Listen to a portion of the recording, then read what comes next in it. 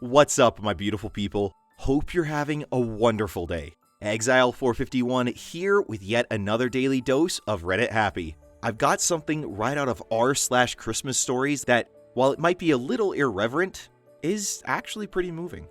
So, let's get to it. This story comes from user j. The 12 Shots of Christmas. Some Christmas traditions should never be repeated, and my whole family is grateful that this never happened again. It was the first Christmas where everyone in the house was of age. My older brother was back for another university Christmas break, and Dad asked, "Who wants a drink?" I had been 19 for about 3 months now, and that was more than enough time to figure out that I wasn't much of a drinker. It made me sleepy at best and sick at worst. I never did understand the appeal, but that wasn't the case for my dad and my brother. Dad liked scotch and my brother liked beer. Both already each had one going when Mom said, "I'll have a small glass of wine." Dad opened me a beer before I could say no, so it looked like I was having one too. Dad sat down in his recliner with a loud exhale and said what I remember him saying every time he ever touched the TV remote. "Let's see what's on the old boob tube." And then he started flicking channels. Dad was in the upper teens when Mom chipped in. "You need to slow down. You change the channels too fast. How can you even see what's on?" Dad took a sip and looked over the top of his glass at me, never breaking eye contact with me while playing with Mom. Now, he was flipping channels slow, really slow. Then, clicked past 10 stations in a row without a pause. Then he went back one, then forward one, then back one, then forward one, then back one. He kept this up until Mom said, "Fine, pick whatever you want." Then Dad burst out laughing, banging his glass down on the coffee table. Now that I think about it, Dad may have had more than just one drink at this point. Dad kept flipping for something to watch, and then Mom got serious. She gave Dad a sly smile, reached out and said, "Give me the remote and I'll pick something." It was a classic living room play for dominance. Dad had seen this before and he wasn't about to let Mom get her hands on his authority. "Okay," he said, moving the remote to the hand furthest from my mother. "What do you want to see?" "It's Christmas Eve. See if you can find a Christmas movie." Mom had proved her point and sat back with her glass of wine. Something classic like Home Alone, or something more uplifting like Polar Express, or something fun like The Muppets Christmas Carol. Dad started flipping and my brother Paul groaned. "All those movies are terrible." "You don't like The Muppets Christmas Carol?" My mom said it like she was genuinely offended, as if she had written the script instead of just having rented the movie once in 1988. Paul was in the second year of university and had an elective in film studies. Therefore, he was an absolute expert in every film you had never heard of.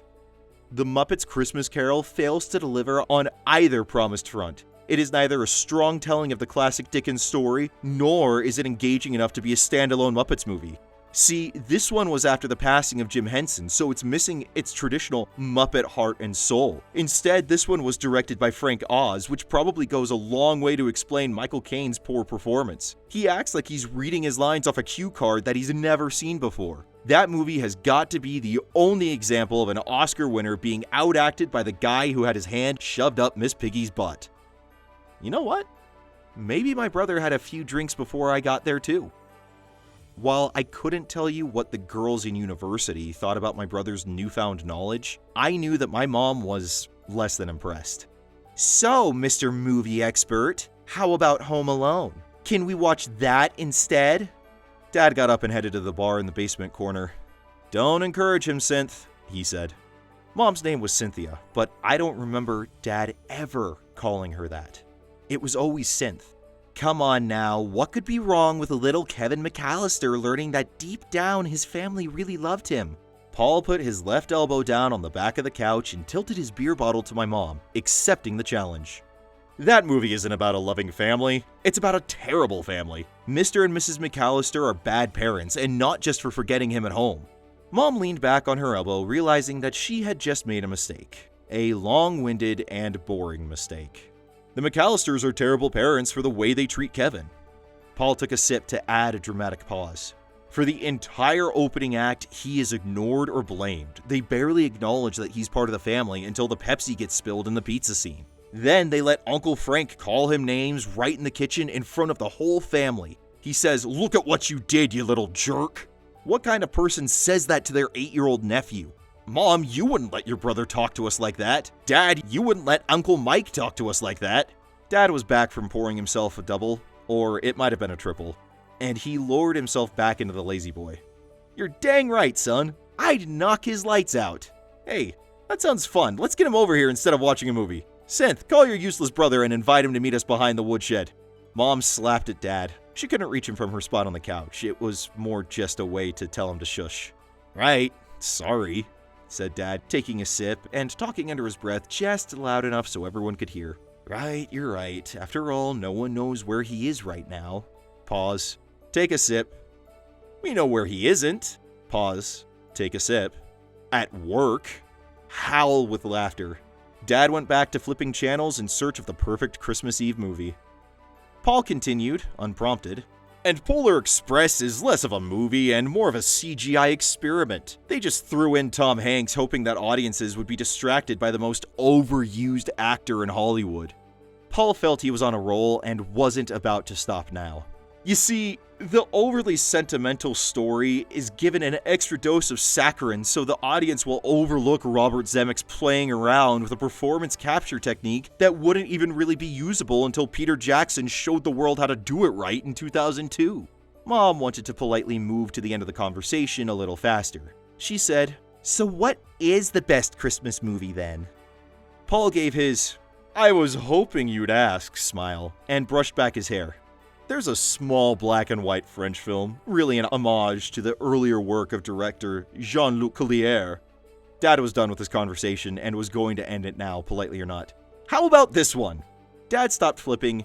"Is there anything wrong with this one?" He took a sip. "If there is, keep it to yourself."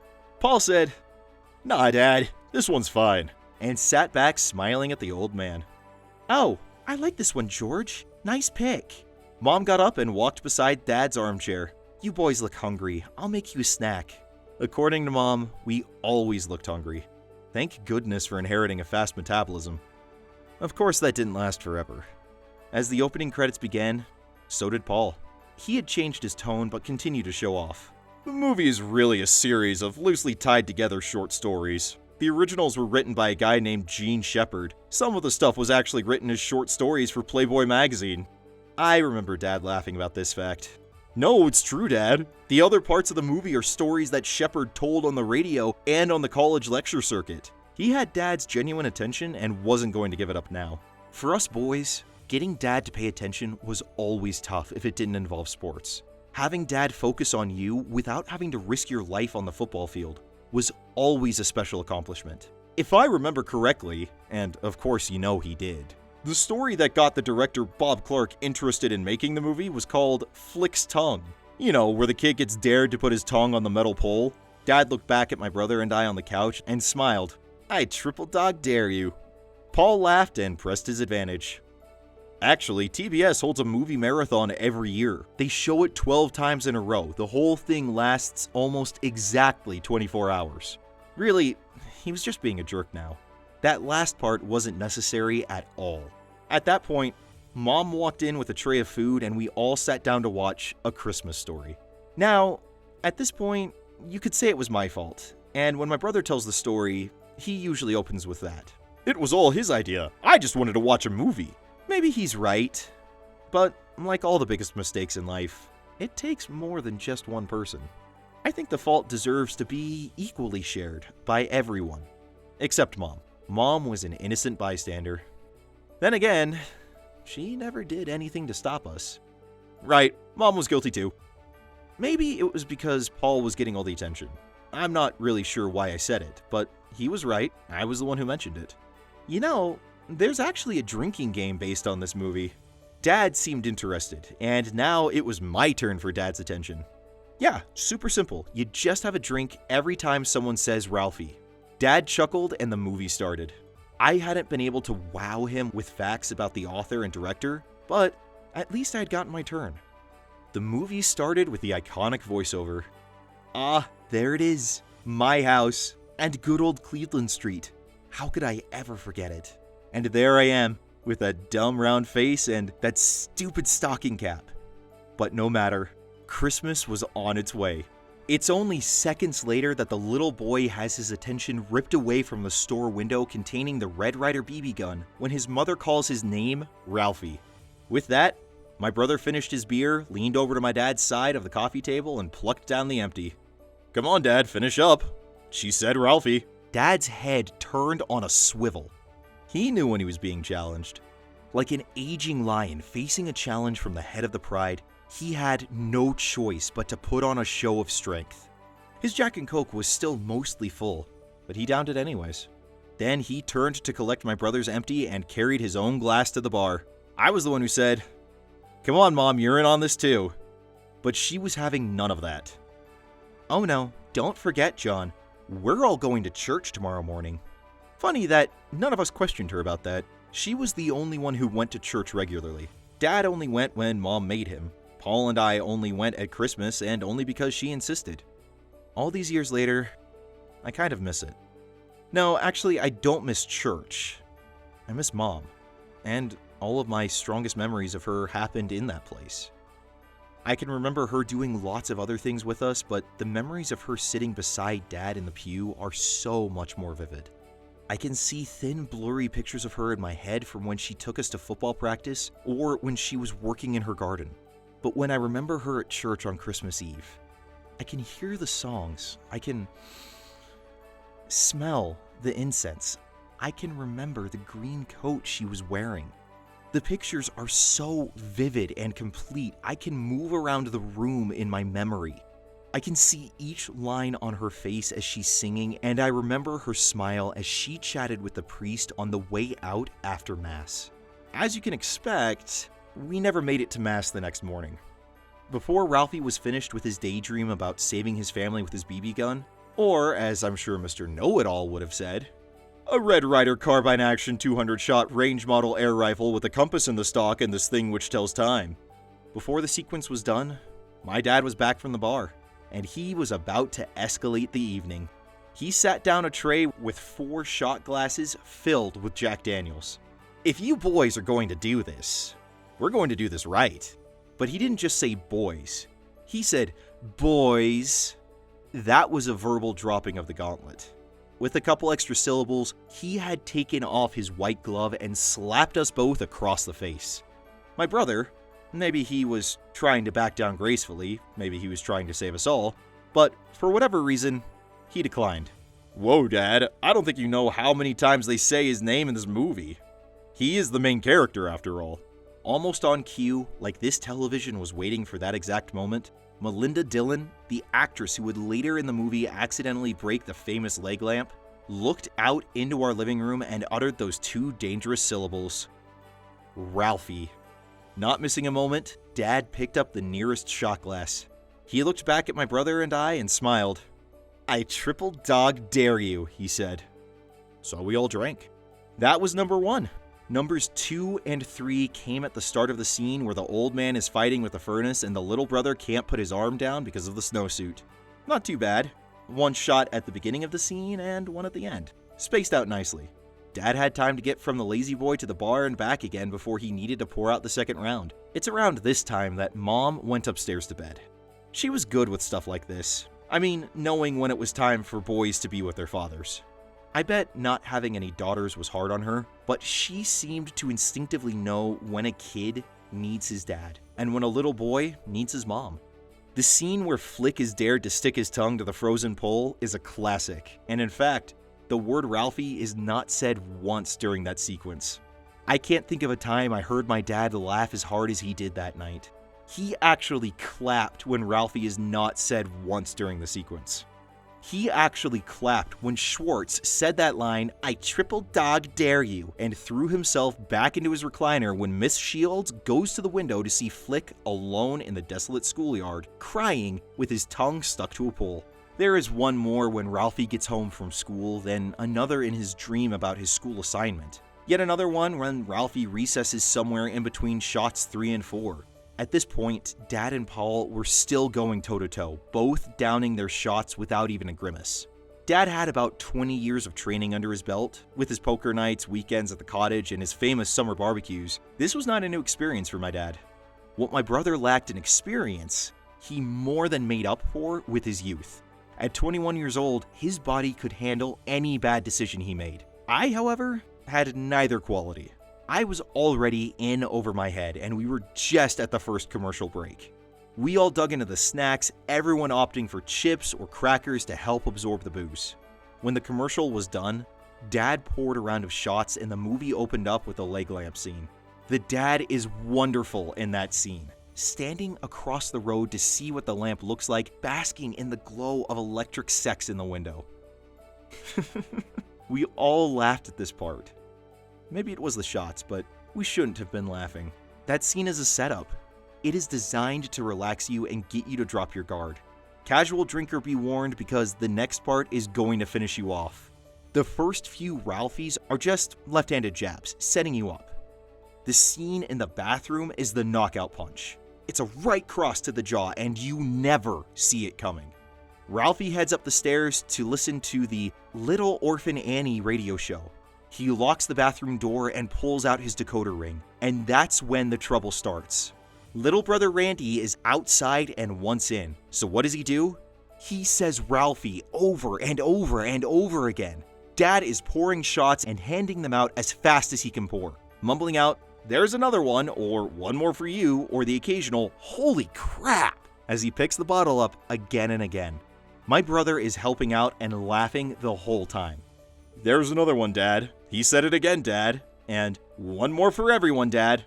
I was busy trying to keep up and, at the same time, find a way out of this mess. I wasn't going to make it through the night and was trying to formulate an exit strategy. When Ralphie finally leaves the bathroom, the bottle is finished and so am I. The next couple of scenes, we catch a break. Ralphie goes back to school, there's yet another dream sequence, we meet the neighborhood bullies, and there is only one Ralphie just before the commercial break. Dad poured 3 quick ones, and then he headed upstairs. I confided in my big brother as we raised our glasses and steadied ourselves. "I'm not sure how much more of this I can take." He gave me a smile and a raised eyebrow. "Don't sweat it. The bottle is done, and I think Dad is too." Turns out, Dad was far from finished. He walked back into the living room with a present under his arm. The commercial was over and Ralphie was sitting at his desk waiting for the teacher to hand back his assignment covered with A+. My brother and I had just downed the last of our previous shots and happily set our empty glasses on the coffee table. Dad looked at us bewildered. Did I miss one? My brother was too quick for me. "One? You missed 3 since he went back to school." Then he made me an accomplice. "Right, John?" I really had no choice. "It's true, Dad." The teacher kept calling his name. Then he had another dream sequence. I thought I was overselling it, but it worked. Dad sat down and started opening the present. "Sorry, boys, I had to go digging under the tree for this one." He pulled the paper off a long rectangular box marked with a distinct Ballantine script on the side. Dad slid the bottle out of the box with a look of reverence. "A little gift from the guys at the shop," he said as he poured out 3 shots of the scotch. Dad reached for the first one, and before I could decline, he downed numbers 2 and 3.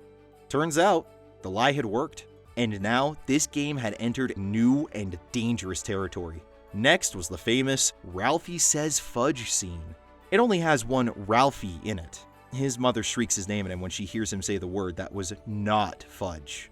That one drink changed the night for me. As I brought it to my lips, the smell made me gag. Paul reached over and took it out of my hands. I thought he was going to escalate this stupid contest by taking a double shot, but he winked at me and poured mine into a potted fern. My older brother may have saved my life that night, but I remember thinking Mom wouldn't be happy about having a booze-soaked plant in the living room. Another commercial break, and another bathroom break. This time, my brother and I lined up outside in the hall as Dad went. Then we took our turns, giving an awkward laugh as one person left and the next one rushed in. By the time we got back into our spots in the living room, the commercials were over and the film was again well underway. Dad poured around for everyone and picked his up saying, just in case we missed one while we were upstairs, and downed his shot. My brother finished his after a pause. I made sure Dad's attention was back on the TV, then handed mine to Paul so he could water the mom's fern. After the leg lamp is broken, Ralphie is ordered to get glue for his father. That meant another round for us. This time, pouring appeared to be harder for Dad than he had expected. He slopped a lot pouring his drink. He spilled less on mine and none for my brother's shot. However, he did spend an inordinate amount of time trying to aim the end of the bottle to the top of the small glass. If I remember correctly, he even had one eye closed, like he had lost confidence in his depth perception. Paul had obviously noticed this as well. "Hey Dad, you all right there?" Dad was quick with an answer and a smirk. "Don't you worry about me, kiddo. I've been playing this game since college. You know, back then the guys used to call me the Hound." Then he laughed and pointed at me. "When you're older, I'll tell you what that means." Paul came to my defense. "Dad, he's 19. He knows what that means." Dad looked at me like he had never considered the idea and shrugged. "Well, okay, but don't tell your mother. She still thinks it's because I like dogs." The fight scene with Scott Farkas is another very busy spot in the movie. Ralphie is wailing on the town bully and his little brother is calling his name. There's a couple of shots there. Then Ralphie's mother shows up and starts yelling his name. A few more shots. Even the hapless victim Scott Farkas says Ralphie at the end. By the time the glasses settle, the second bottle is almost done, and both the fern and ficus plant are floating. From this point on, my recollection might be a little suspect. I can firmly remember a few things.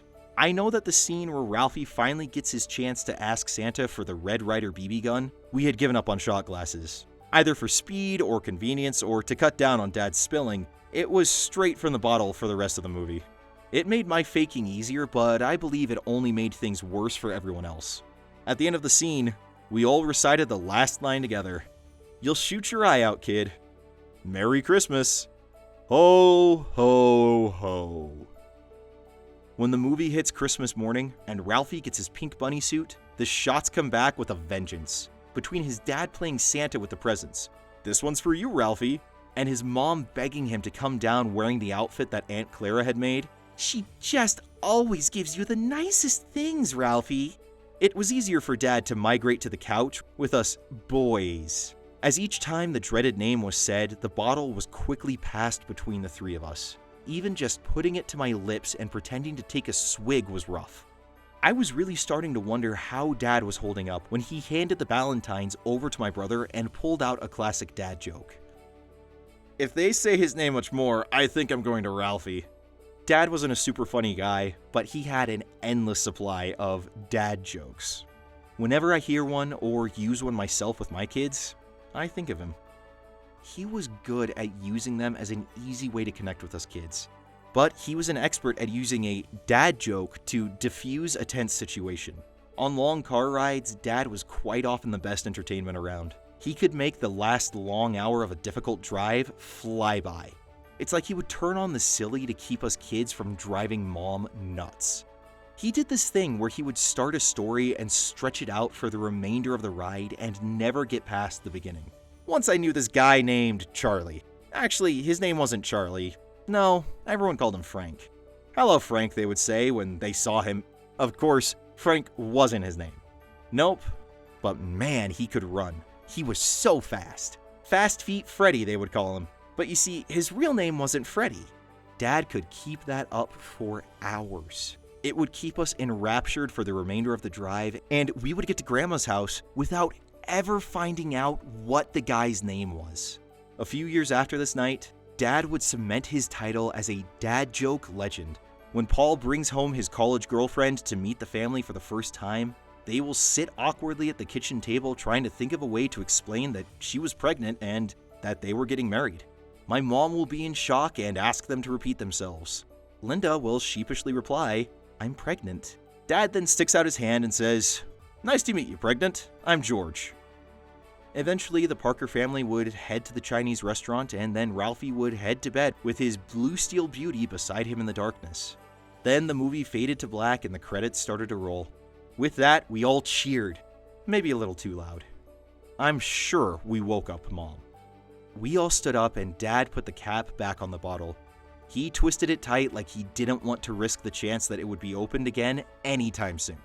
Then he reached out and pulled us into him. I think his plan was to pat us on our shoulders. I think he was going to pat us on the shoulders and maybe he lost his balance. That certainly would have been more his style. I think his plan was to pat us on the shoulders and say something about us doing a pretty good job keeping up with the old man. That would have been more like my dad. But what he did then, he had never done before or after. He reached out, put a hand on our shoulders, and pulled us to him for a hug. Dad had hugged us lots. He was a good father who loved his sons, and he made sure we knew it. But this time, he gathered us together in his arms and squeezed us hard. He just held us for the longest time. Then, he started to cry. Sure, it could have been the booze. It could have been the emotion of the holidays. It could be just having his family back together for Christmas. It could have been a lot of stuff, but he stood there and quietly sobbed with his 2 boys in his arms. My ear pressed to his shoulder, my arm around his back. I could feel his chest shuddering, his lungs struggling to find a steady rhythm, the low coughing sound in his throat as he tried and failed to keep it all in. That's when I noticed Paul. Beside me, my big brother had his face buried in Dad's chest and was sobbing quietly, wrapped up in the old man's arm. Before that night, I never understood what people meant when they said, "a good cry." But when Dad let us go, I felt better than I think I ever have. I sniffed back the last of my tears. I could smell the uniquely father fragrance of cologne, sawdust, pipe smoke, and scotch. Then we all smiled and staggered to bed. The next day, Mom would go to church by herself, and weeks later she would wonder what had killed all her houseplants. But that night, I laid in bed, waiting for it to stop spinning, and thought over and over again about the narrator's last lines in that movie. The grown-up Ralphie had told us about everything from his childhood, from how to avoid bullies to the subtleties of 6-year-old insult etiquette, but it was the final reflections that I will always remember.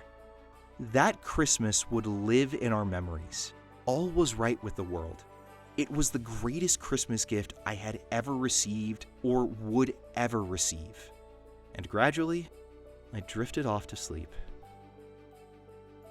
Well, that was a long one, I know, and I really want to thank OP for writing something like this. Christmas is great with presents and food and everything else, but mostly the biggest thing is just being with your family and making those memories. If you enjoyed the video, make sure to hit that like button and subscribe so you can get more of your daily dose of Reddit Happy. Now you go out there, have a great weekend. I will see you all on Monday. Until then, I'm Exile451. Stay beautiful, people.